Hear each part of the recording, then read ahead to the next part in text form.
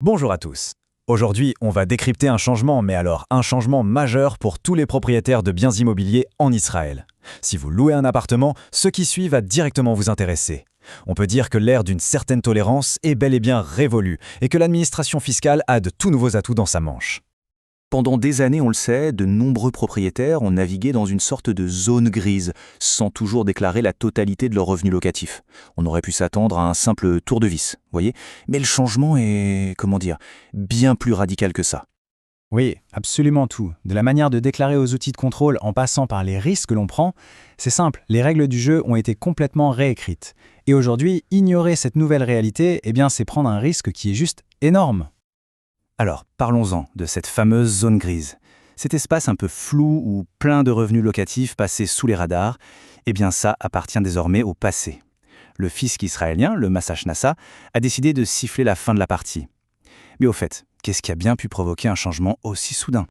C'est une histoire assez paradoxale qui a mis le feu aux poudres. Figurez-vous qu'en traitant des demandes d'indemnisation pour des dégâts, l'État a fait une découverte assez stupéfiante, l'ampleur de l'évasion fiscale dans l'immobilier. Forcément, cette prise de conscience a déclenché une réaction immédiate et, disons-le, plutôt musclée de l'administration. Bon, rentrons maintenant dans le vif du sujet. Pour mettre fin à cette situation, le fisc n'a même pas eu besoin d'une nouvelle loi. Non, il a déployé un arsenal technologique, un arsenal redoutable, qui est conçu pour rendre la dissimulation de revenus quasiment impossible. Voilà les 3 stratégies qui forment un véritable étau numérique qui se resserre. On va regarder en détail comment chacune de ces armes fonctionne. Alors, le lac de données. Qu'est-ce que c'est ? Il faut imaginer un système gigantesque qui connecte tout. Le cadastre, le ministère des Transports, les registres bancaires. En gros, toutes les bases de données du gouvernement communiquent entre elles. Du coup, si une personne possède, disons, 2 appartements, mais déclare des revenus proches de zéro, bing, le système déclenche une alerte. Et tout ça de manière automatique, sans même qu'un humain intervienne au début. Ça, c'est une mesure administrative toute simple, mais terriblement efficace. En obligeant à fournir une copie du bail, le fisc s'assure que le montant que vous déclarez correspond bien au loyer que vous percevez. Impossible de sous-déclarer. Et ça permet aussi, au passage, de repérer des loyers qui seraient anormalement bas par rapport au prix du marché. Et on en vient maintenant au projet le plus ambitieux de tous. D'ici 2027, le fisc aura à sa disposition un profil financier complet pour chaque individu. Ça regroupera le patrimoine, les revenus, les emprunts, absolument tout. N'importe quel revenu qui n'est pas déclaré deviendra donc instantanément visible par le système. L'ère de l'anonymat fiscal, elle, est bel et bien terminée. Face à ces nouveaux risques, il n'y a qu'une seule voie possible, la conformité. Heureusement, il existe des solutions tout à fait légaux pour déclarer ces revenus. Le choix du bon régime fiscal est même crucial, parce qu'il peut avoir un impact énorme sur l'impôt final à payer. Alors voilà le chiffre clé à retenir pour la première option. Si les revenus locatifs mensuels sont en dessous de ce montant, qui est d'ailleurs réévalué chaque année, il est possible de bénéficier d'une exonération totale d'impôt. C'est vraiment la voie royale pour les petits revenus locatifs. Ce tableau illustre parfaitement les 3 options qui s'offrent à vous. Premièrement, l'exonération, pour les petits loyers. Deuxièmement, le forfait de 10%, qui est d'une simplicité enfantine, parfait pour ceux qui ont peu de charges.